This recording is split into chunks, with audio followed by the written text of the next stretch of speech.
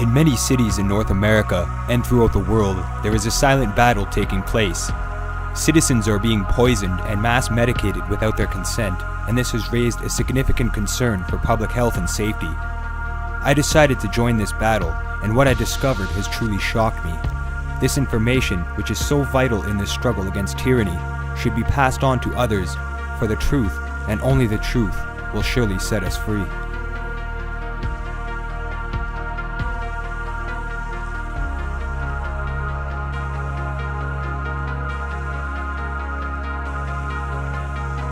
Why do they stick fluoride in our water when fluoride is the main ingredient of Prozac? No, I don't think so, but it can be a carcinogen. Let's see, it was the Nazis that first put Prozac in the water, or I should say fluoride. Fluoride is 90% of Prozac. Mandrake, have you never wondered why I drink only distilled water or rainwater and only pure grain alcohol? Well, it did occur to me, Jack, yes. Have you ever heard of a thing called fluoridation? Fluoridation of water? Yes, I have heard of that, Jack, yes. Well, do you know what it is? No.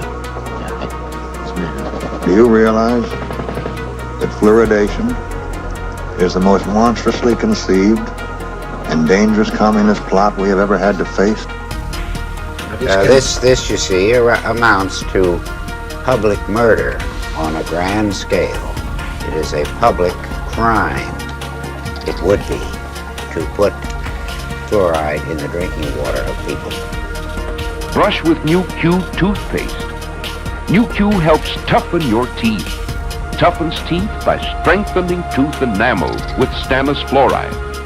Stannous fluoride, the same kind of fluoride, recognized by many American dentists as helpful in reducing new cavities. And Q helps fight new cavities with a fresh new taste, a taste designed to tempt your whole family into brushing more.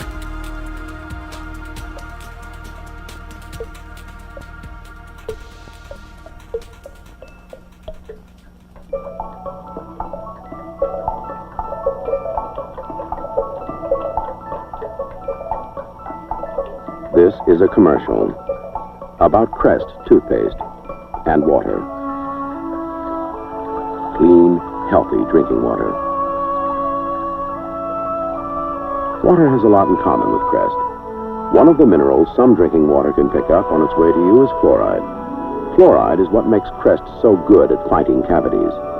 Fluoride can actually make tooth enamel healthier, tougher, more resistant to cavities.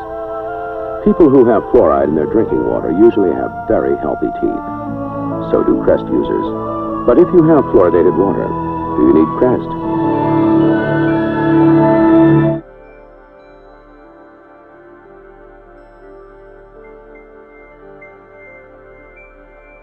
Fluoride. The word alone echoes with controversy.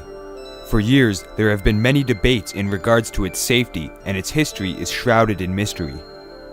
When discussing the fluoride issue, it is important to know the difference between fluoride in respect to dentistry and fluoride in regards to the process of water fluoridation. Fluoride in dentistry is applied topically to the surface of the teeth and is not generally ingested into the tissues of the body, whereas water fluoridation is absorbed into the body through consumption in our food and water supply. Another notable difference is that in one instance, you have a choice in whether or not you wish to ingest the chemical, and the other you do not have a choice, and in many cases may not even be aware that you are consuming the product. For over 50 years now, we have been told that fluoride is safe, and not only can it be found in toothpaste, but also several food sources such as teas, rice, fruits and vegetables, grains, dairy and meat products, and most beverages such as water, juices, and various alcoholic drinks. This inorganic fluoride is contained in these products because it is added to the drinking water supply in many communities throughout the world, most notably in Canada, the United States, Australia, New Zealand, and the United Kingdom. Is sodium fluoride in water any more dangerous than iodine and salt, Dr. Dunn? We believe that sodium fluoride in water in the proper proportions is in no way dangerous or harmful to health. Why then are you determined to force this on the people without a vote? I don't think I am prepared to force anything on people because I have no legislative authority to do anything. I will attempt to persuade people that it is a desirable thing. I do object to this rat poison being shoveled into my water. Your children have to be vaccinated in certain circumstances. So do I. And I think that's quite right because it's for the protection of the community. Why put it into our water? We drink it. It goes into our body and it accumulates in our body. Drinking fluoride is the equivalent of drinking suntan lotion to prevent from getting a sunburn. I don't understand. If I could get one person in your audience to look up fluoride and to stop using fluoride, I'll be happy. If I could get you to investigate and look into fluoride and what it does and the effects of it, I would be ecstatic. I don't think I can make you ecstatic. I mean, I just don't think. I mean, good God, man, the world is on fire. You want me to stop and look why we're putting fluoride in our drinking water? Yeah, I'll drink buckets of fluoride, man. Say that again? You can put a straw in a bucket of fluoride. I'll be a happy little sippy cup all day if that's the worst thing we got going for us.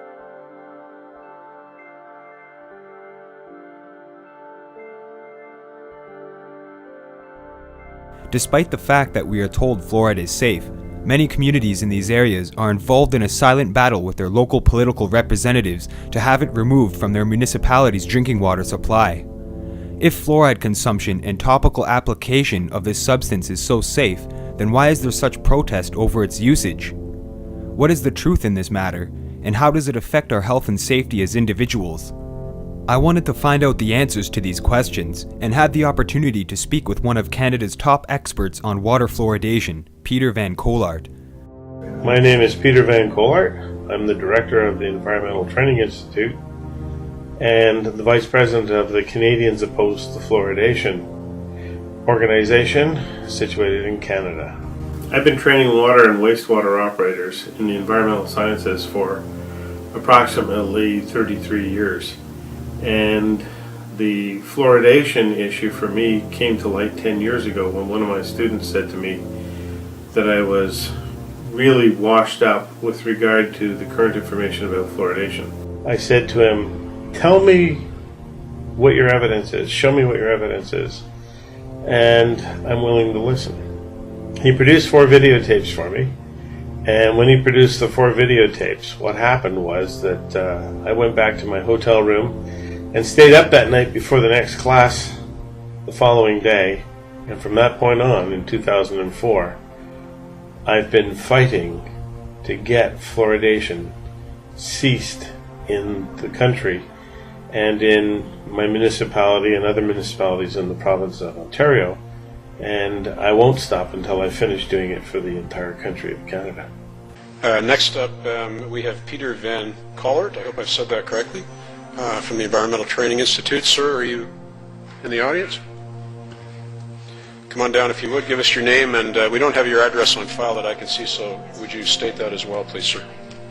Mr. Chairman, Mayor, Council, Committee. My name is Peter Van Colart. I'm the director of the Environmental Training Institute. I've been training water and wastewater operators in Ontario for 3 decades. I'm responsible for not only the training, but their certification, licensing, etc. And I have trained many operators, some of whom are in this room, which I was delighted to see. I've also been in service to the city of Brantford. The water staff and the wastewater treatment staff are my students, and I have to compliment you at this venture that you have some of the brightest and best people I know of in the business, and take an accolade for that because they truly do outstanding work.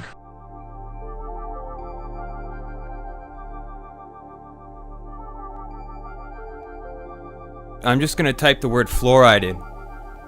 F-L-U-O-R-I-D-E. Fluoride. And let's see what we get here. Now I'm not going to look at the web results. I'm going to look at the image results. And take a look what we have here. Alright, we have, first picture is dentures. Second picture here is a comic about people dumping poison into water mains. Then it says tap into a healthier smile with a very sinister looking image there. But the point I'm trying to make is that most of these images, I would say a good 80% of these images, if not more, are against fluoride. Let's go to a definition of what water fluoridation is. And when you take a look at this, it's very simple.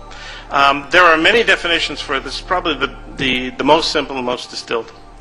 The substance at the time in 1945 was sodium fluoride. It's an ionic compound, and all that means is that it separates very easily in water when it's dissolved in water.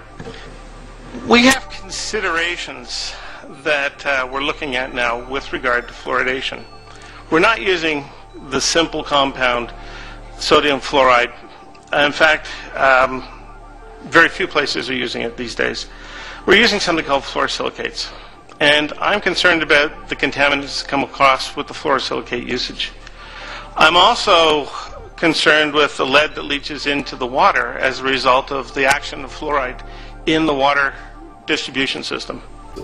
The issue really is one of getting to use the terms correctly. The word fluoridation to a dentist means fluoride applied to the teeth because of oral health products, dental products, and products that the dentists use in their office under supervision, professional supervision, for the benefit of their patients. My argument is not with dental fluoridation, because that's a topical application onto the teeth. It works on the surface of the teeth, and it's not my area of expertise. My area of expertise is water treatment and water distribution. And that kind of fluoridation requires the user to take treated drinking water laced with the fluoridation chemicals and then ingest them.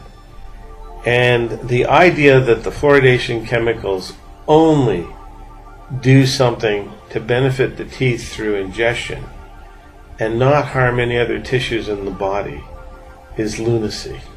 Fact remains that 98% of our population suffers adversely from dental ill effects, and it seems to me only reasonable to try and do something to prevent this horrible increase in Why don't tooth you decay. advise that they clean their teeth? Well, we've done that until our heads are flat, hitting them against brick walls.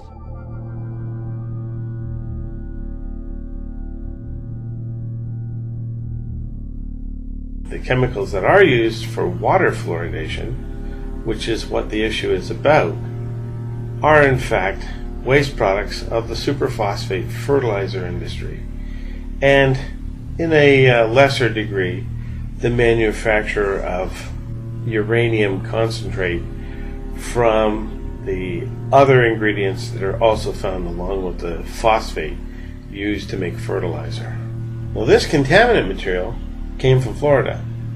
So essentially what we're doing is we're exporting Central Florida's waste product and distributing it equally all over North America where we have fluoridating communities. If you ask most dentists and ask them what they're putting in the water, most dentists would say sodium fluoride, pharmaceutical sodium fluoride, the same stuff that is in toothpaste. They have absolutely no idea that it's, in 9 out of 10 cases, hydrofluorosilicic acid, and that hydrofluorosilicic acid is a waste product for the phosphate industry. This has come about because for maybe 100 years, the phosphate fertilizer industry put out 2 very, very poisonous gases into the environment, hydrogen fluoride and silicon tetrafluoride. Eventually they were required to capture those, and they did it with a wet spray, water, and that water converts these 2 very toxic gases into hexafluorosilicic acid. And it's this scrubbing liquor, which is about 25% strong, is put into tanker trucks, driven around the country, and added to our drinking water. If this stuff goes out the stack, it's an air pollutant. If it goes directly into the water supply, if they would take that scrubber liquor and dump it into the local river, it's a water pollutant. But if they put it into a tank wagon and sell it to somebody, a water authority, like magic, it's not a pollutant, and they can take that then to your drinking water supply and not discharge it into your river. They discharge it directly into your drinking water supply, slowly bleed it in, and as magic, it's no longer a toxic pollutant. It's now what's called a product. The hydrofluorosilicic acid which is used in 94-95% of the fluoridation schemes in North America, is a liquid that is a byproduct of the phosphate fertilizer manufacturing process. Now, that acid is then transferred to cooling ponds. And if anybody was to Google the central part of Florida around the city of Bartow, you will see large excavations in the ground and large phosphate fertilizer factories for an area, approximately 25 miles by 25 miles in size, perhaps even larger. These plants and facilities are the largest supply of phosphate fertilizer for the agribusiness industry. And the byproduct is this hydrofluorosilicic acid. But the little dirty secret is that it also contains all of the other contaminants that were in the ore when the ore was originally roasted to extract the phosphate.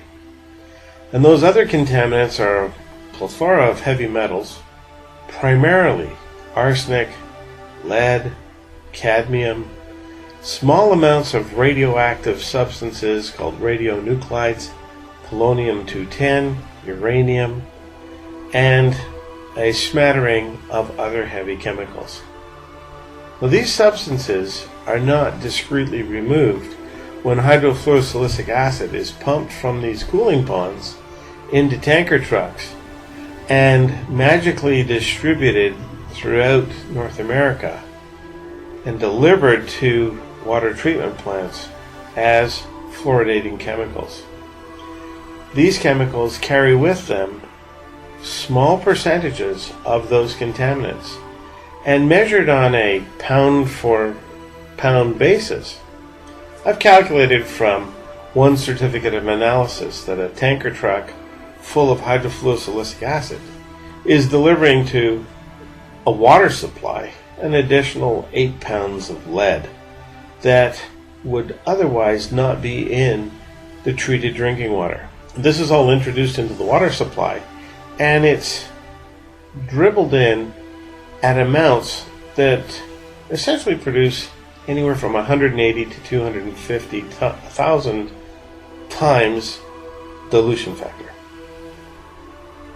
Now, to most people, they would think, oh, well, that's a very tiny amount. The problem is, those contaminating substances, although they do not often exceed the limits allowed for those substances in drinking water, once they've been diluted into the drinking water, were not substances that were in the drinking water at the levels that are now in the drinking water once the hydrofluorosilicic acid is added. So populations needlessly get exposed to higher levels of things that we do know are carcinogens. We don't have any acceptable level of allowance for poisons like arsenic and lead because of their known deleterious effects. Yet, when it's diluted into the hydrofluorosilicic acid, somehow it magically is just glossed over as being insignificant because of a 250,000 time dilution factor. I'll give you an example of what this would be like. If I was to take the 8 pounds of lead that I found in a tanker truck out of the hydrofluorosilicic acid, stand on top of a water tower in any city with a valid drinking water operations license to put chemicals into the drinking water, and ask the media to film me putting 8 pounds of lead into the water supply, I'm sure a sharpshooter somewhere would pick me off before I ever got a chance to pour it in. The water in Amesbury is supposed to have fluoride in it, but Rob Damaris has been concerned for years about what's in the supply he gets from China. The residue you see here is what won't dissolve when he puts the fluoride powder in the water. What is that? We don't know. You have no idea what's in there? I don't know what it is. It's not soluble. And it doesn't appear to be sodium fluoride, so we're not quite sure what it is. Damaris says the residue clogs his machines and makes it difficult to get a consistent mix.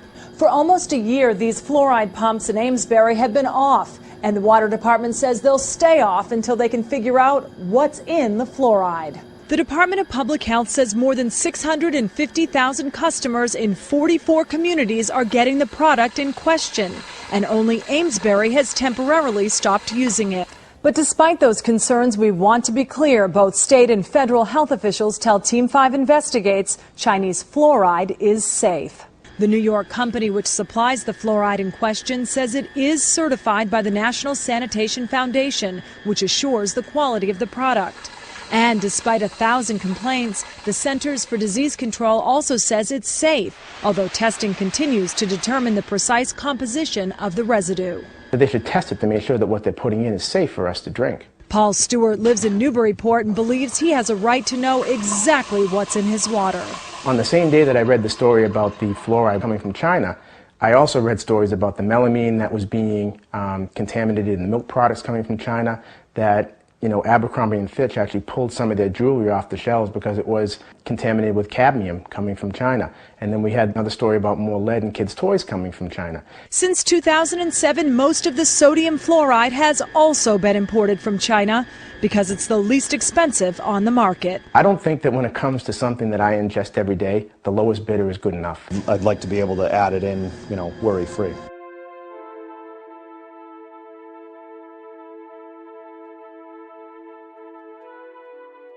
What is the truth about fluoride?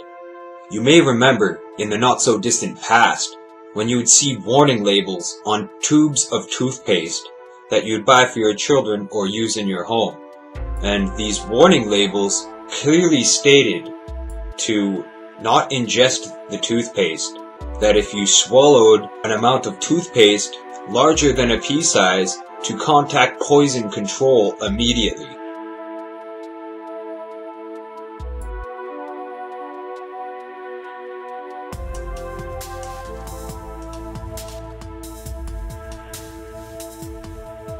Fluoride is safe and effective, and it's one of the most inexpensive ways to really cut down on dental decay. So there's two ways you can typically get fluoride then.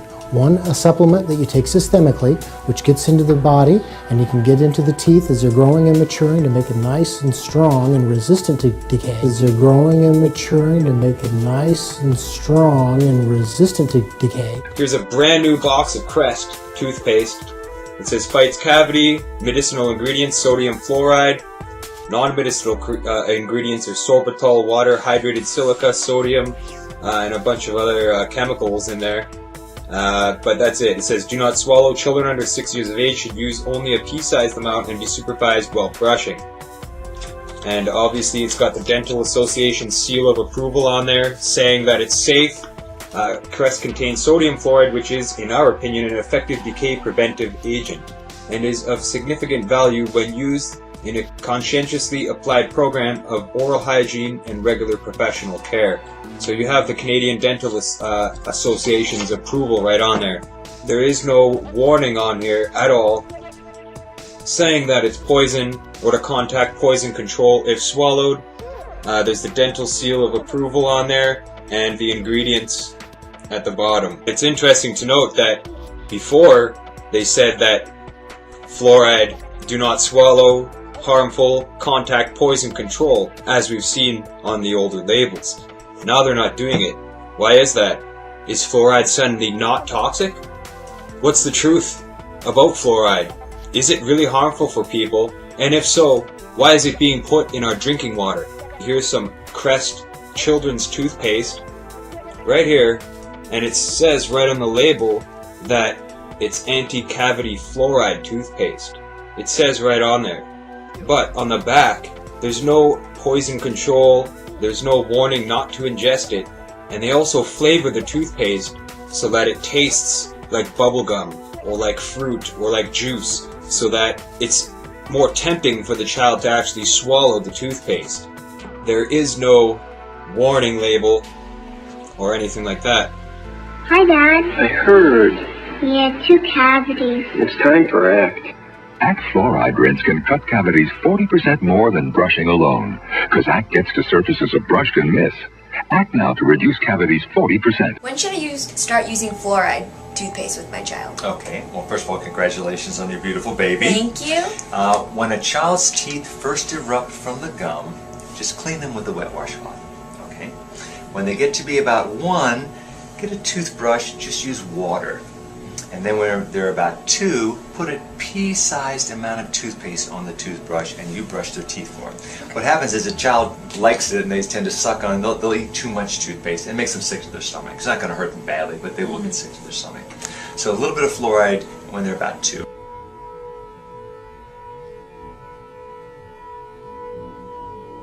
A responsible consulting organization reports this study by a competent medical specialist and his staff on the effects of smoking Chesterfields. A group of people smoked only Chesterfields for 6 months in their normal amount, 10 to 40 a day. 45% of the group have smoked Chesterfields from 1 to 30 years for an average of 10 years each. At the beginning and end of the 6 months period, each smoker was given a thorough examination including x-rays. The examination covered the sinuses, nose, ears, and throat. After a thorough examination of every member of the group, the medical specialist stated, "It is my opinion that the ears, nose, throat, and accessory organs of all participating subjects examined by me were not adversely affected in the 6 months period by smoking the cigarettes provided." Remember this report and buy Chesterfields, regular or king size. Premium quality Chesterfield, much milder.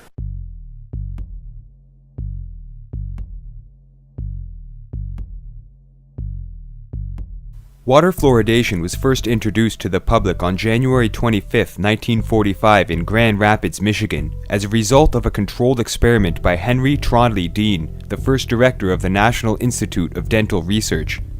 This controlled experiment was an investigation to see if water fluoridation aided in the prevention of tooth decay. Prior to the water fluoridation experiment, and providing the supposed influence of the Grand Rapids study, was the research of a mysterious dentist, Frederick Mackay, and the father of operative dentistry, Green Vardaman Black. In the early 1900s, a then unknown phenomenon was occurring called Colorado brown stain, which was now referred to as dental fluorosis. With the help of other researchers, the two dentists discovered that fluoride was the contributing factor to their mottled teeth, and determined that it also prevented cavities. Based upon these early studies and understandings, Henry Dean wished to demonstrate that by adding fluoride to a community's drinking water supply, it would make the local dentist's jobs easier by reducing the amount of cavities. Fluoridation became an official health policy by the U.S. Public Health Service in 1951.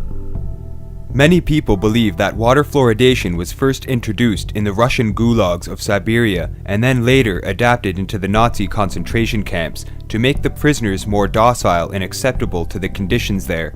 In other words, to make them more easily controllable and also causing sterility in women and lowering the IQ of the prisoners. Evidence for these claims is hard to find, as it seems the only source to this claim dates back to the book The Crimes and Punishment of I.G. Farben by Joseph Borkin. Despite this claim, there is apparently no evidence or documentation of this. However, there are some very curious links in regards to the early days of water fluoridation and its pioneers. These links could provide the keys to unlocking a massive conspiracy and clear and intentional violations of human rights on a massive scale. Henry Trondley Dean, the pioneering investigator of water fluoridation, served with the United States Army during World War I until 1919, when he returned home to continue his private practice in dentistry. In 1921, Dean entered the United States Public Health Service and worked in U.S. Marine hospitals until he was placed in charge of dental research at the National Institute of Health. In 1945, he became director, and following World War II, he directed epidemiologic studies for the German Army. When the Natural Institute for Dental Research was established in 1948, he was given the director position, which he held until his retirement in 1953, where he soon joined the notorious American Dental Association and its secretary of the Council on Dental Research. Another curious figure is Dr. William Lorne Hutton, known as a pioneer in diphtheria control and responsible for adding fluoride to the drinking water in Canada shortly after it was introduced in the USA on June 20th, 1945. During World War I, Hutton served overseas with the Royal Canadian Regiment as a medical officer until he was wounded on October 1st, 1916. Hutton became the head medical officer of health in the city of Brantford, the first Canadian city to fluoridate their water. For the first 3 months, they did not even notify the public. Dr. Hutton was also the president of the Eugenics Society of Canada between 1930 and 1938, during which time he became the head medical officer in Brampton in 1937. Hutton was the author of many papers on the subjects of public health and eugenics, a very curious combination of subject matter.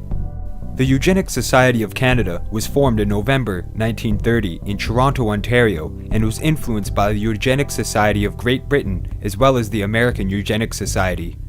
The group was headed by A.R. Kaufman, founder of the Kitchener-based Kaufman Rubber Company and nicknamed Canada's Mr. Birth Control because of his involvement in various sterilization programs and the eugenics movement. In honor of Kaufman, a public school and YMCA family center in Kitchener have been named after him. In 1932, Dr. Hutton became the Eugenics Society's president. Addressing the third annual convention of the Eugenics Society, Hutton declared that the falling birth rate among intelligent people of the Anglo-Saxon race was a racial and economic disaster because those who strive the most are just the ones who hesitate to have children. He also warned that the population of mental deficients is growing far more rapidly than is the general population. After the initial experiments for water fluoridation in 1945, further research was done to determine the appropriate levels of fluoride to add to the water supply. It was during this time that a well-known toxicologist named Harold Hodge became involved in severe violations of human rights while being rewarded for his services. He was also actively involved in the promotion of the water fluoridation agenda, despite the negative press it was receiving because of its link to being a main ingredient in rat poison. Dr. Harold Hodge, a distinguished toxicologist on the Rochester team, has carefully investigated the safety of fluoridation. Well, to put it very simply, fluoride is safe at 1 part per million. This brings us back to the fundamental point. Fluoride is safe, and I think I can say in conclusion that there is no health hazard that justifies postponing water fluoridation. Hodge was also selected to head the United States Atomic Energy Commission's Division of Pharmacology and Toxicology for the Manhattan Project, the research and development project responsible for producing and testing the first atomic bombs. Strangely, this project was also responsible for gathering intelligence on the German nuclear energy project during World War II. Hodge was also the planner for the notorious plutonium and uranium injection experiments, where several subjects were unknowingly injected with plutonium and uranium during experiments to test the limits of exposure. Despite the fact that this later created an uproar and the US government had to pay the victims' families $400,000 each, Hodge became the president for the International Association for Dental Research in 1947, the first president of the Society of Toxicology in 1960, president for the American Society for Pharmacology and Experimental Therapeutics between 1966 and 1967, and the president of the Association of the Medical School Pharmacologists from 1968 to 1970. A criminal rewarded to the highest of degrees. Another shady and influential character in the scheme of things was Dr. Gerald Judy Cox, a Mellon Institute researcher whose studies into fluoride and his experimentations with rats greatly influenced the decision to begin water fluoridation programs. It was Cox who first suggested that fluoride be added to public water supplies. Cox is well known for stating that the case should be regarded as proved, and after the public became concerned after learning that fluoride was a main ingredient in rat poison, stated, "The present trend toward complete removal of fluoride from water and food may need some reversal." Cox was later appointed to be the director of dental research in the School of Dentistry and was heavily involved and worked with the aluminum and sugar industries.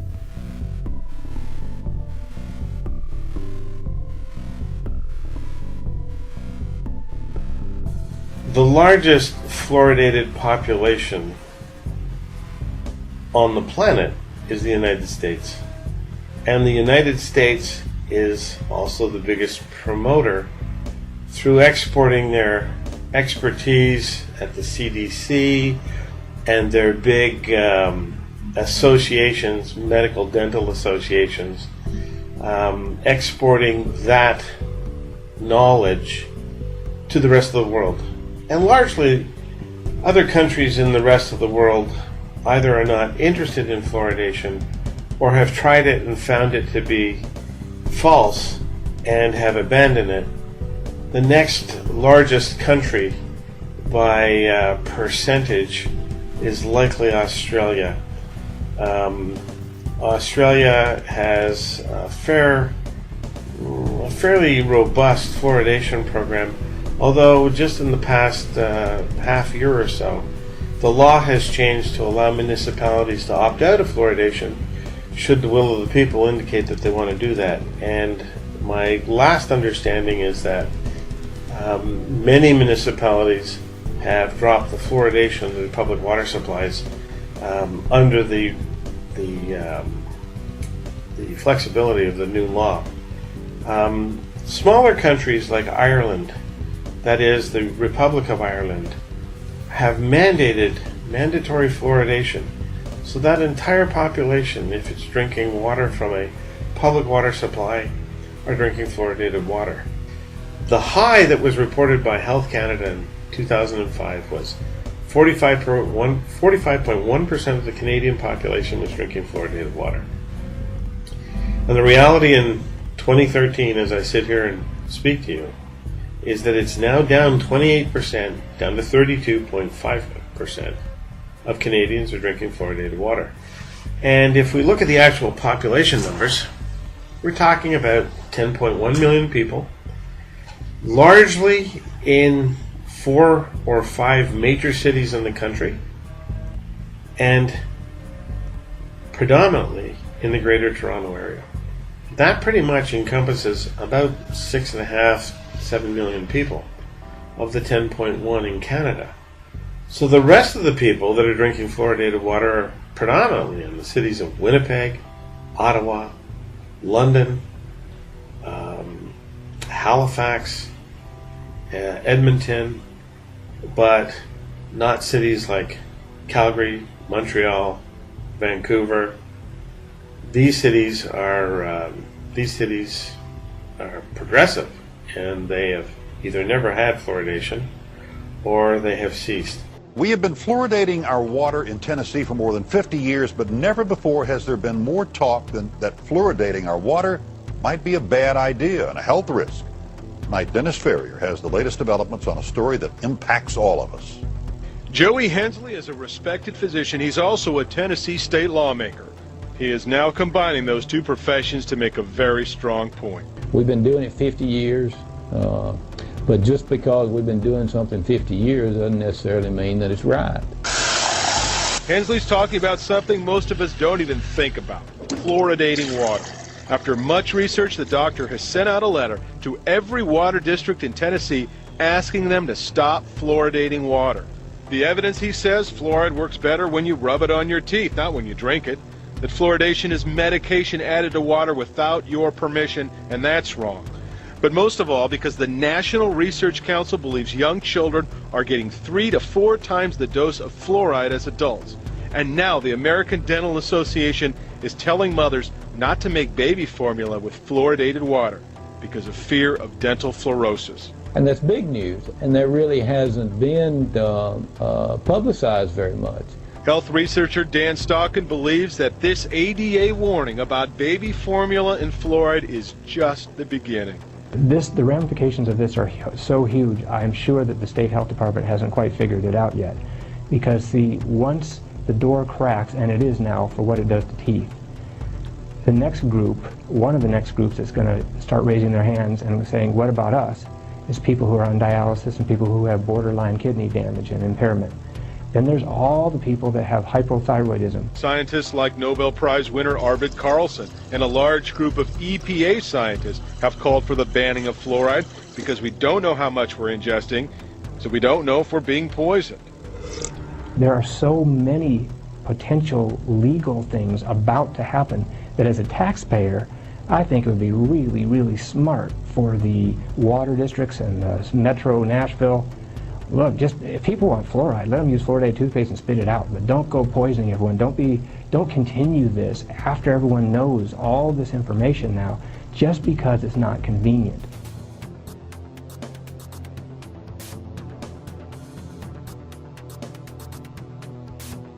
The issue about where do you get information is really important.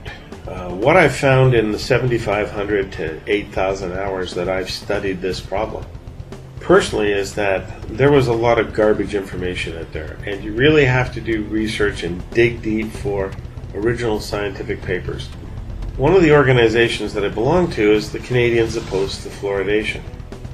And COUGH, as it's called, is a national organization with a scientific body attached to it as an advisory board to vet the scientific materials so that we can categorically state we've got the best pieces of evidence to prove our case. Isn't it a fact that every reputable medical and dental organization in North America favors fluoridation of water? That's a loaded question. Why don't you ask him? I am asking. Isn't it a fact? Isn't that a fact, Doctor, that every medical and dental association in North America is in favor of fluoridation of water? That is a fact, and I think you might also I add the challenge World, it as a fact. the I say World it is Health not a fact. Organization itself. Are there any proven cases where fluoridation has had an injurious effect on the health of people? There are certain individuals who attempt to make certain claims which have never been supported by any reputable scientific organization on this country. The original evidence that was produced to show effectiveness at preventing dental decay through the use of ingesting fluoride compounds was seriously flawed. Additionally, we have found that the original source data has been flawed, was flawed from the beginning, which means the decision to do so, to fluoridate, was also based in a flawed piece of science. And more importantly, it's been proven invalid.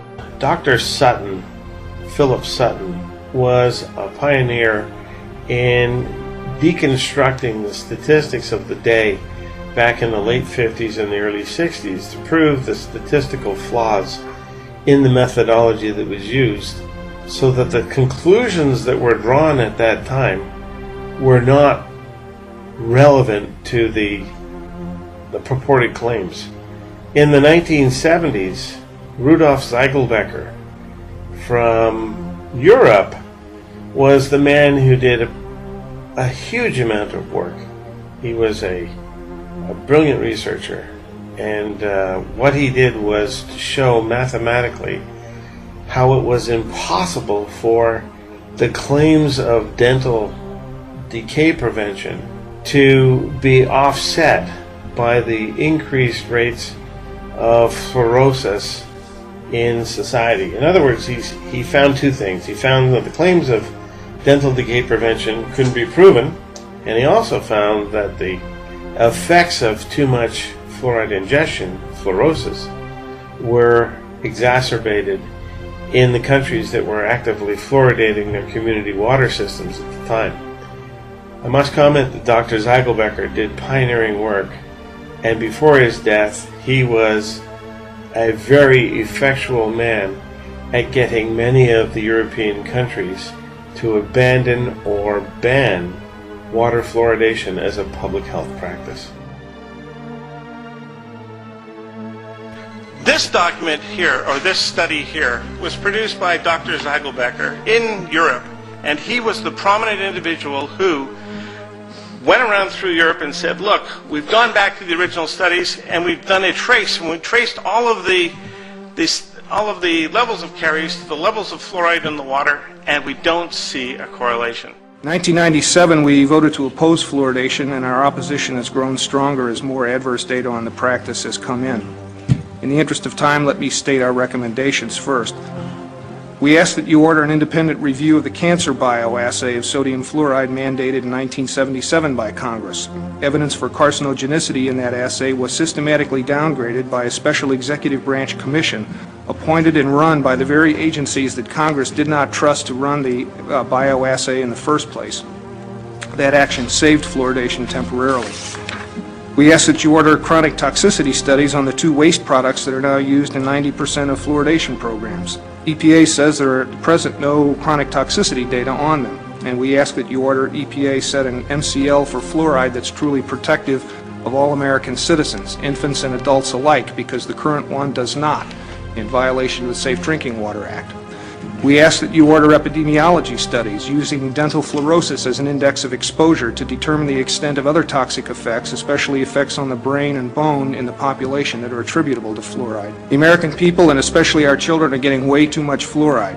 2/3 of children living in fluoridated communities have dental fluorosis in at least one tooth. Dental fluorosis is the visible manifestation of toxic overexposure to fluoride during their developmental years. The initial findings of the cancer bioassay were for clear evidence of carcinogenicity, and that is consistent with several epidemiology and many mutagenesis studies. The protected pollutant status that fluoride enjoys within EPA and other federal establishments is remarkable, as the charts over here show. And leading dental researchers are changing their views on the safety and efficacy of fluoridation. Doctors John Calhoun and Hardy Lineback, both former spokespersons for fluoridation, have published recantations of their former position. In Toronto, there's a guy called Lineback, who was one of the greatest supporters of fluoride in the water. He's the head of dentistry at Toronto University. He's come out now and said, for God's sake, don't have it, don't have it. And as he was saying, they've had it in the water for years, decades in Toronto. They don't have it in the water in Vancouver. There are fewer cavities by a mile per head of population in Vancouver than there are in Toronto. Hey, it's good for teeth.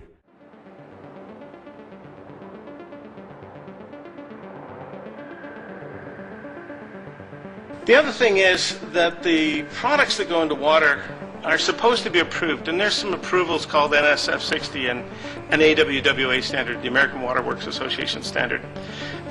None of these standards have done the health testing of this substance. If you were to write your supplier of this substance and demand the health test data, they cannot provide it. In fact, they will do everything to avoid giving it to you. Try it. Never, and this stuff has never been proven for the effective prevention of tooth decay. There was a document that came out in 2006 which was produced by the National Research Council in the United States, and it was really about the fluoride compounds that we were using in water and their health effects, and they found lots of effects. Obviously, items related to toxicity. Here's the big document that I want to get to for you guys. This is the document that was produced by Philip Sutton, and it shows the errors and omissions that were done in the experimental trials on which Brantford's water was, the decision for Brantford's water to be fluoridated was based. I take it, for me, that bell is the thing that tolls. It does toll for you, sir. Thank you. Thank you very much for your presentation. The really big health effect by ingesting fluoridation chemicals or an excessive exposure to fluoride substances in the human body is fluorosis. And there are two kinds of fluorosis. The first is dental fluorosis and the second is skeletal fluorosis. Both manifest themselves in that the fluoride substances enter the body and accumulate in either tissue or structures of the body that are rich in calcium. The bones, the pineal gland, and some of the tendinous tissues or the ligamentous tissues of the body. The problem is that the accumulated fluoride is not easily removed once it's embedded in the body. Now, when that happens, there are reactions within the body that are permanently inhibited because fluorine and fluoride are enzymatic poisons. And what that means is they inhibit the body's use and production of enzymes for the beneficial purposes that the body makes those substances for. So when the fluoride inhibits these things, the body obviously can't carry out those same functions as it once did. All right, you will note here where the fluorine has just been introduced that there is a distinct stimulation of all the cells as they react to the poison. This we take to be a defense mechanism. Then things begin to slow up and reproduction is definitely inhibited.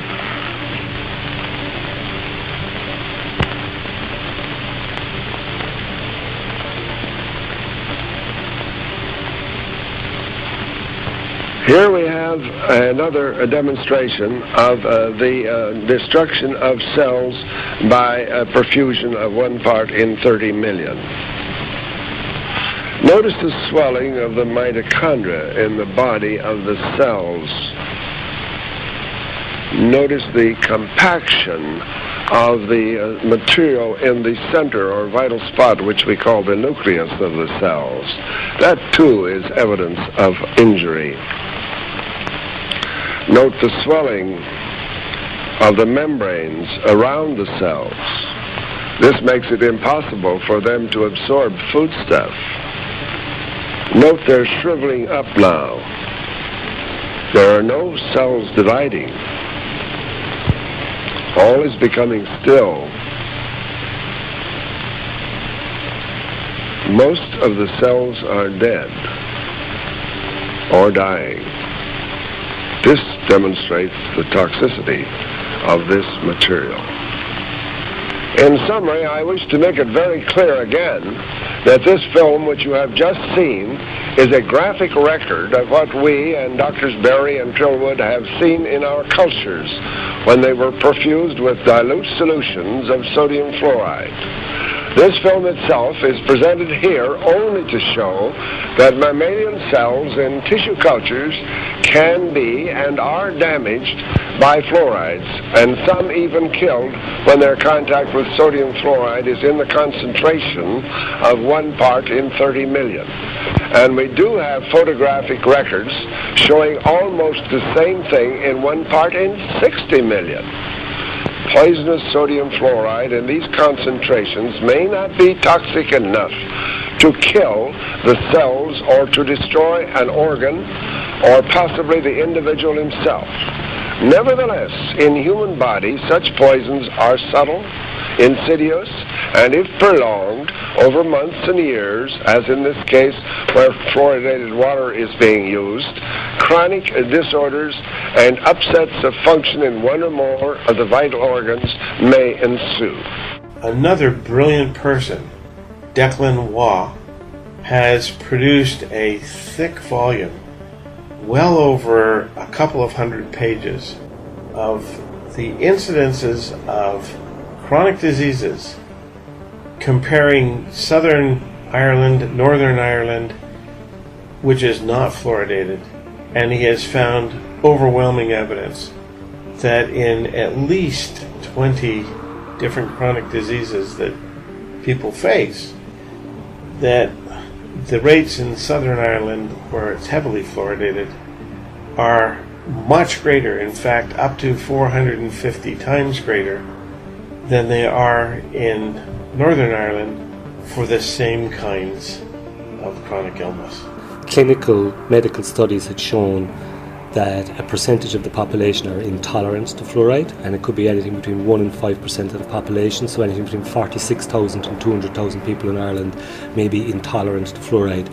And the way that this may express itself with them is neurological problems, cardiovascular problems,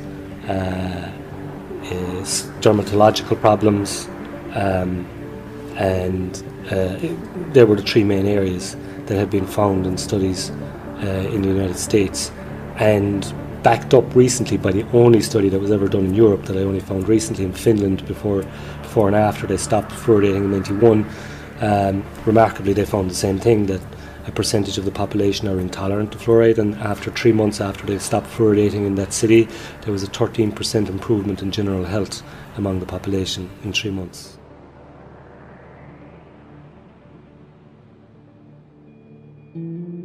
Our studies involve comparing the deaths of all persons in the 10 largest fluoridated cities of the United States with the 10 largest non-fluoridated cities in the United States year by year.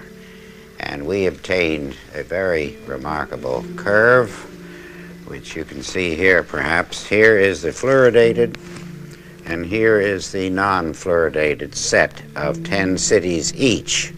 Here's where the fluoridation started, and before this time, both sets of cities were identical. But no sooner had fluoridation started than this curve began to go up, the deaths began to increase, so that this effect occurs very promptly within 1, 2, or 5 years. Now this, sir, is conclusive evidence that fluor kills because of cancer. It is one of the most conclusive bits of scientific and biological evidence that I have come across in my 50 years in the field of cancer research. Would this then, in your opinion, be the end of fluor in water, in drinking water? It should be the end, and in the United States, it should so be the end by federal law known as the Delaney Amendment, which says that anything found to induce cancer in man or animals cannot be legally put into the food or drink of man or animals. This, you see, amounts to public murder on a grand scale. It is a public crime, it would be, to put fluoride in the drinking water of people.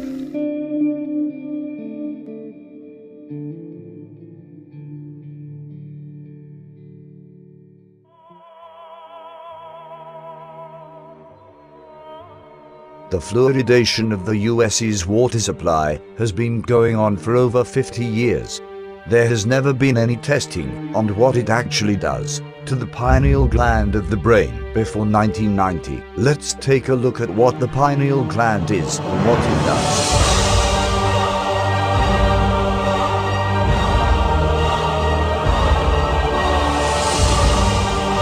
The pineal gland, also called the pineal body, epiphysis cerebri, epiphysis, or the third eye.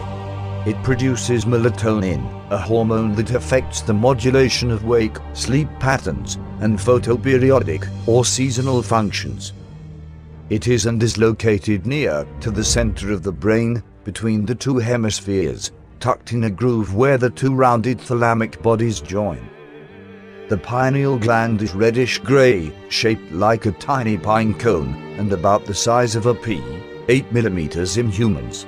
It is often seen in plain skull X-rays, as it is often calcified. Calcification is typically due to intake of the fluoride found in water and toothpaste.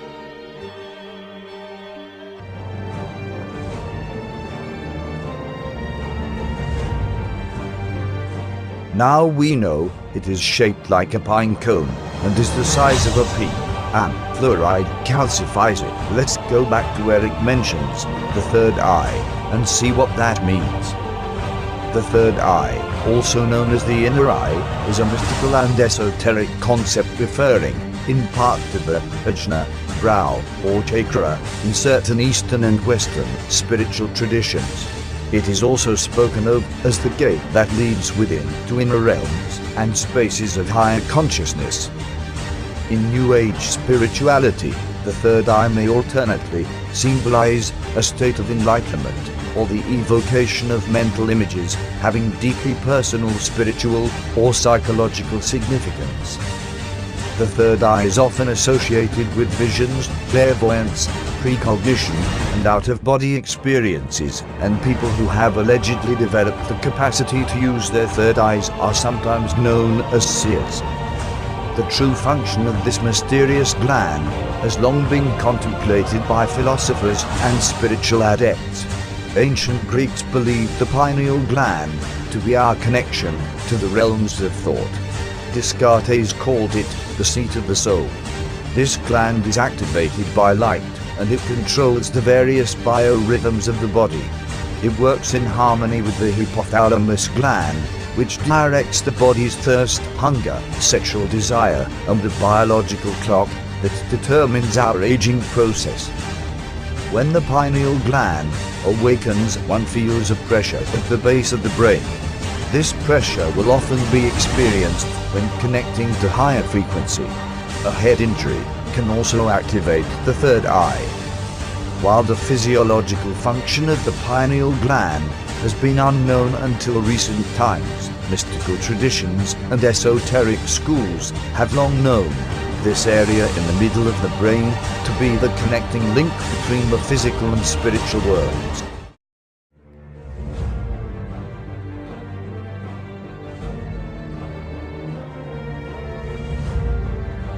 I used to think, just how far down the foxhole do I need to go to find out exactly what it is that is being hid and what is it they want from us, when all I had to do all along was to look in the other direction, behind my eyes, in the center of my brain, to see it. It all makes perfect sense now.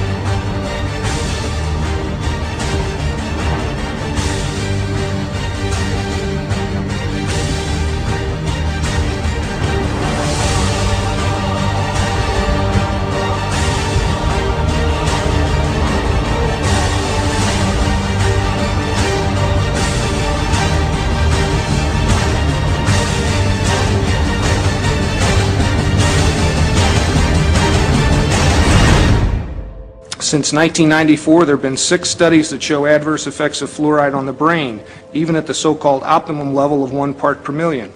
The epidemiology studies that we recommend above should make a prime effort to look at brain effects, given the national concern over attention deficit and hyperactivity disorder and autism in our children.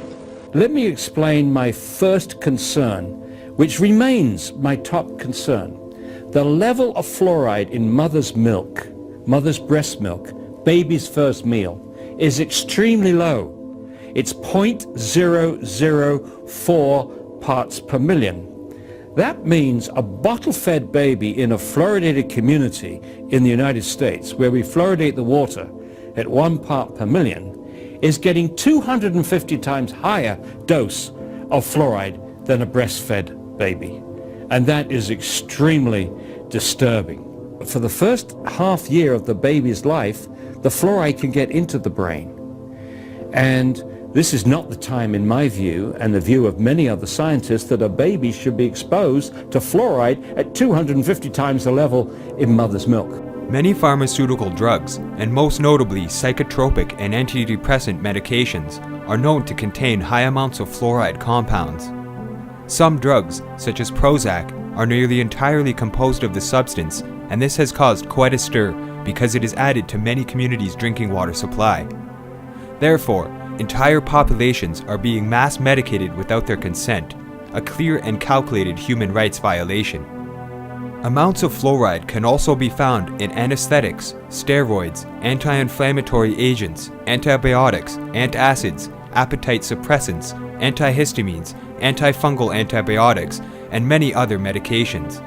It is also found in Teflon and many other industrial products.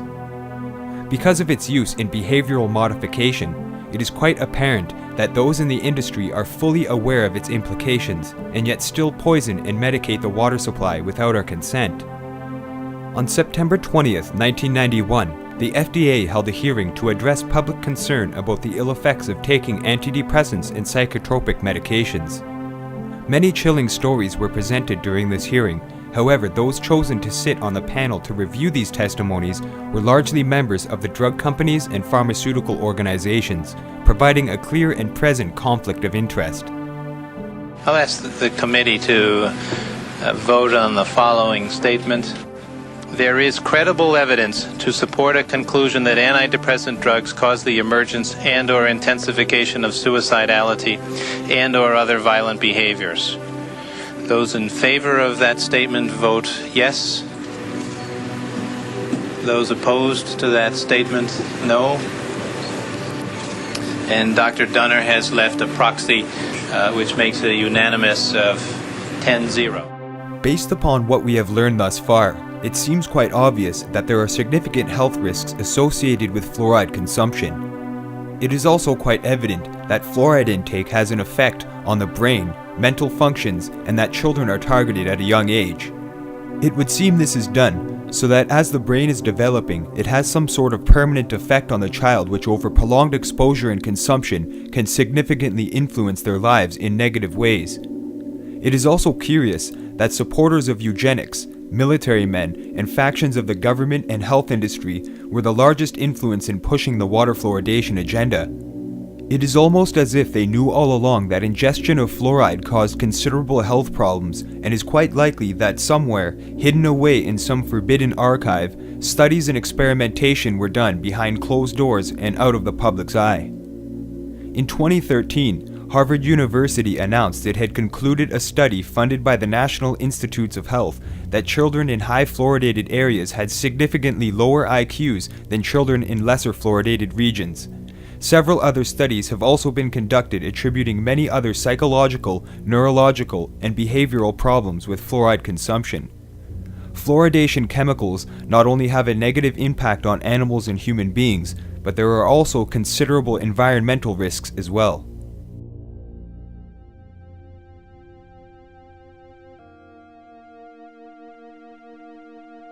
.5% of the water that we do drink or do produce is not drunk. Only 0.5% of the water is actually ingested.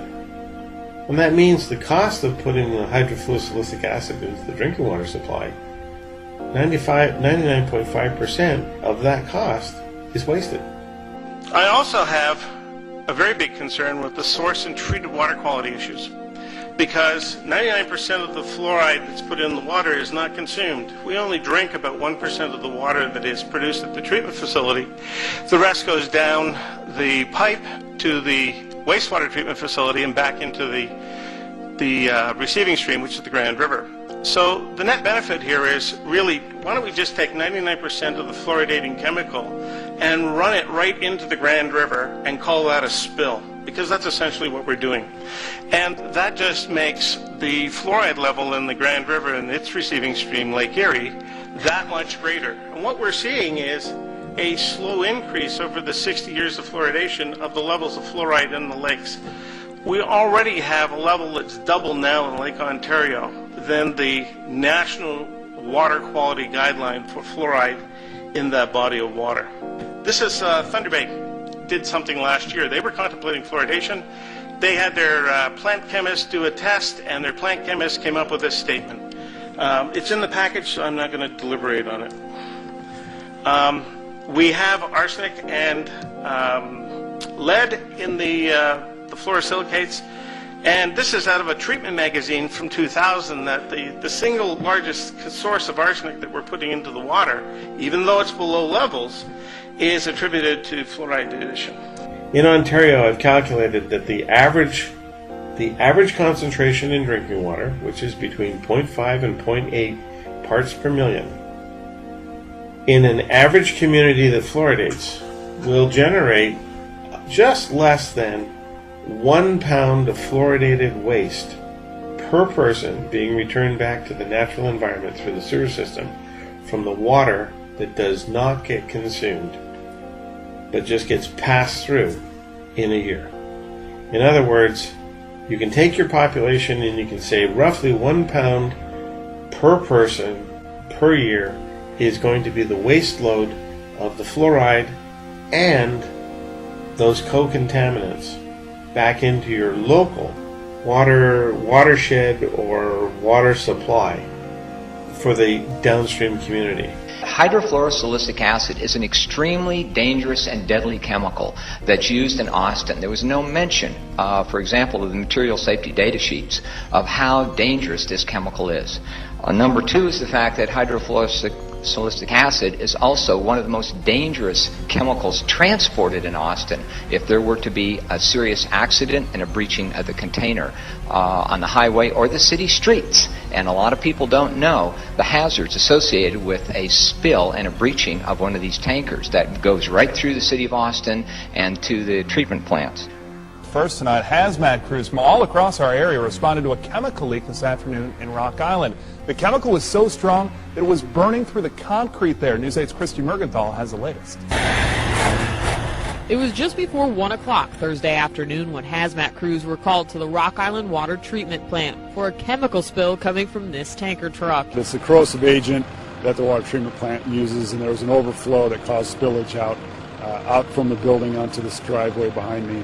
As plant employees evacuated, crews began suiting up, working quickly to stop the leak that had begun eating through concrete. They stopped the leak using some earthen berms with dirt, sand, and some commercial boom equipment, and had it contained pretty much to this facility within a short amount of time. The chemical hydrofluorosilic acid is used to add fluoride to the plant's water. Although it poses a burn risk to skin, those living nearby were in no immediate danger. There's no inhalation hazard at all, so there was no need for us to evacuate any residents around the area. After several hours, crews were able to clean up the leak, allowing operations to return to normal. They had to cordon off the area, obviously, but as far as the treatment of the water and the amount of water being used by the public, there's no effect on that at all. In Rock Island, Christy Mergenthal, WQAD Quad Cities, News 8. Thank you, Christy. Investigators tonight still haven't given an official estimate on just how much of that chemical spilled out. Dennis, let's make sure we're clear on this. Fluoride, it is in tea, it's in coffee, it's in water, it's in bread, it's in toothpaste, but it's actually a poison, right? It sure is, and here's the quickest evidence. Go to your bathroom and pick up your toothpaste, and you'll see a warning that if a child swallows more than a pea-sized amount of toothpaste, call poison control.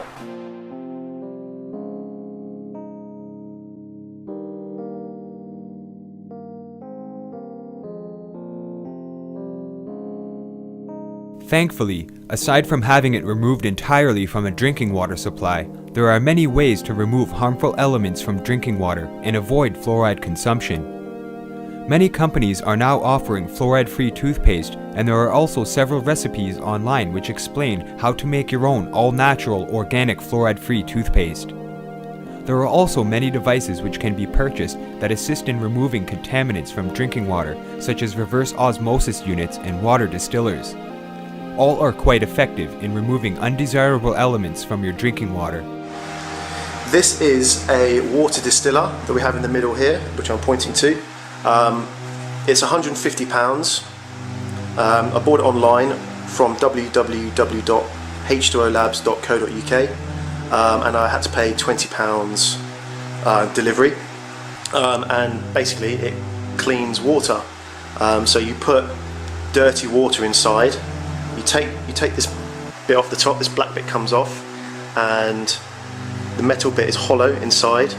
You put your dirty water in there, so whether it's tap water, pond water, anything you want, and it distills it, and it's doing it at the moment. You can see the clean water dropping out into this container here, and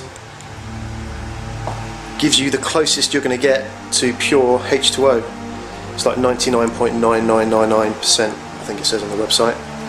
So this is the best way to clean water, to ensure that you've got any kind of contaminants or anything that might be harmful out of it. The dirty water is heated to its boiling point, so by boiling it, it's killing any organisms or any bacteria or anything like that. The steam is then sterile and it rises up to the top. There's a fan at the top here, and as it cools it down, instead of it falling back down here, it goes through this complicated channel system and comes down and out through the spout here, and then it's collected in the container. It goes through a charcoal filter in here, which changes the flavour, which makes it taste a bit nicer, so it's not so chemically, because pure H2O is a bit chemically. And then you've got your warm water in here, and because it's warm, it's better to do it overnight. It takes about 5 hours to do a whole gallon of water, and if you do it overnight, the water cools down as well, so you wake up in the morning and it's nice and cool. I was being medicated, like whether I liked it or not, it wasn't down to me, so I just kind of wanted to take control really, so I bought this. The reason for this video is I'm actually going to show you the crap that's left over, so you can actually see what you are actually drinking, because you can't see it when it's in when you've got it in water and you're drinking it, but when I show you what's left off in here, you'll actually see what you're actually passing through your body. It might make you think about it with a bit more kind of concern. Okay, so the fan's now stopped, so it's finished, and as you can see, this is full, and we had to wait about half an hour because there would have been lots of steam inside. So we're going to open it up now, and I'm going to show you what's inside. Right, there's all the steam coming out. Okay, I'm just going to turn this off. I'll plug these things. Smell that? Can you smell it? Oh, that is disgusting. It's horrible, isn't it? It's gunk in it. Well, I've got a spoon. I'm going to stick it in and have a look, and then I'll scrape it out. Can you actually see that? Is there enough light? It's not really enough light. Wait. I'll tell you what, I'll move it over here and I'll scrape it out. Turn on this side. Right, let's go over here. Oh shit. That's disgusting.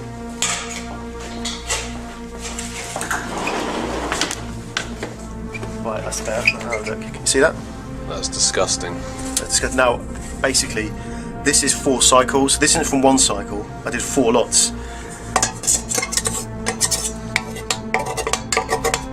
Can't even get some of it out. Right. What is this crap? And would you eat it? Look at it. It's disgusting. It's like. It's horrible. Can you see in there? Yeah. It's disgusting, isn't it? That is quite rank.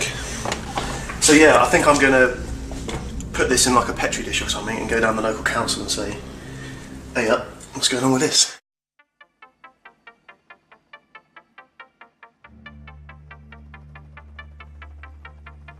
With the issue of fluoridation, the subject is so highly colored and biased by the proponents of fluoridation, mainly the medical dental lobby, spearheaded in Ontario by groups like the Medical Officer of Health and the Chief Medical Officer of Health for Ontario.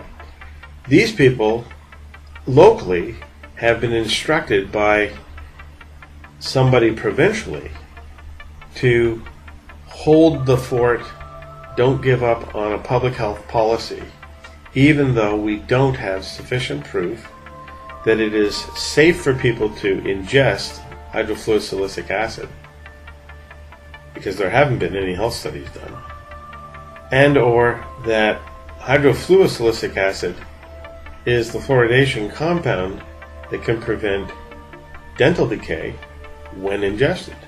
We don't have any of those studies. If you don't look, you don't find. They would like to imply, because they don't see anything, there's nothing wrong. But if they're not looking, they won't find. You often hear the promoters say things like, oh, we've been doing this for 60 years. If there's any problem, we would know about it by now. Oh, no, you wouldn't, unless you were doing the studies. So when council is presented with this dilemma, they have to choose between believing the white-coated expert that is handed over to them from the province, or individual citizens that have taken it upon themselves to inform themselves. And most councils will tend to go with the status quo. Most municipal councils are well-meaning individuals chosen from the population by the people with the idea that they're going to perform the best possible job they can for their municipalities. That's the idea. The reality is that many municipal councillors are inundated with reams of information they have to go through before they go to a council meeting, and then get asked to vote on it. And hopefully they have done their research enough to be able to make an informed vote. Gotten emails back from a few city councillors who said they didn't have time to meet with me. Some said they were continuing to monitor the community's stance on water fluoridation and they would get back to me. They have the chance now to right the wrong that's been going on in this country for so many years. People who are voting these things in, I don't think they even know what they're voting on half the time. I've sent emails off to councillors, I've not got any responses back. If we show them that it's been associated with lowered IQ, cancer, thyroid dysfunction, kidney damage, dental and skeletal fluorosis, and they still say let's keep it in the water supply. Email your counselor. Call them. Call Mayor Rob Ford and tell him that you want the fluoride out of the water supply. Yeah, why are we wasting my tax dollars to put this toxic waste into our water supply? It's freedom of choice. Everybody should have the choice to decide what goes in their body.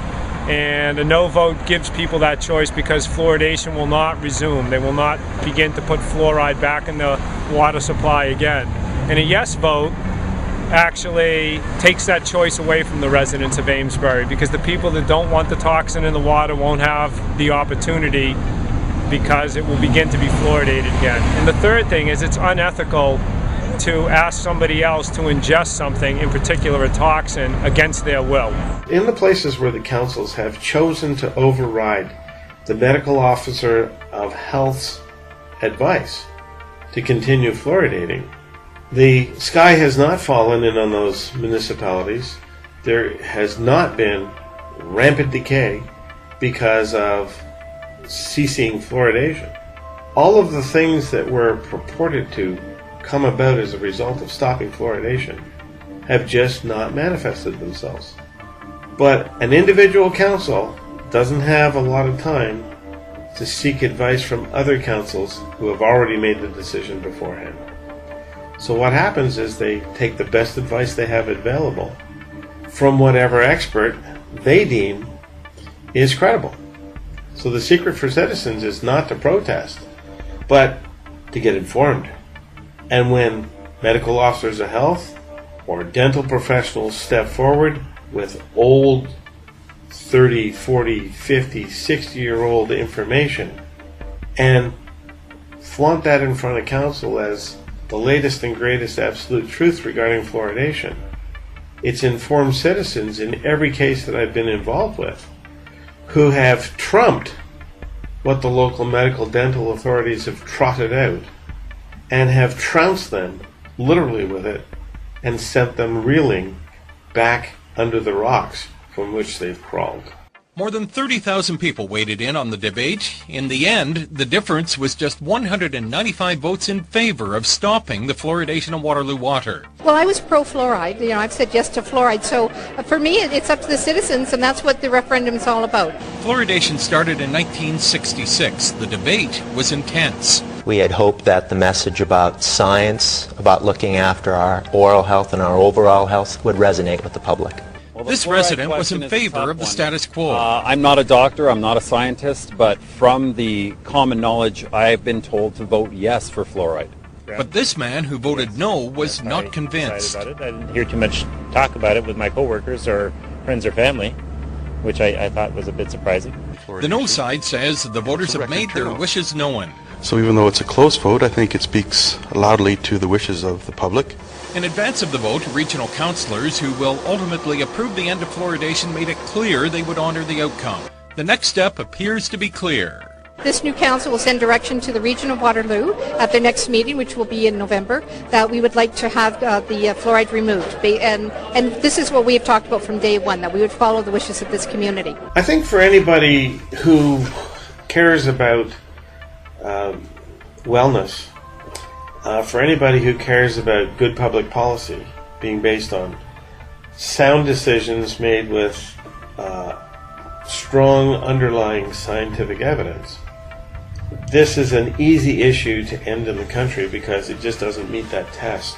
What it takes is Canadian politicians at the municipal level, because this is where the responsibility has landed, to grow a spine and actually be involved in an objective analysis of the information. You don't have to be a scientist, and it needn't scare you, because I think most politicians are very good at smelling out a lie or an untruth when it's presented to them. And because of that fact, it's very easy for seasoned politicians to know where the truth lies, but you got to give it a chance.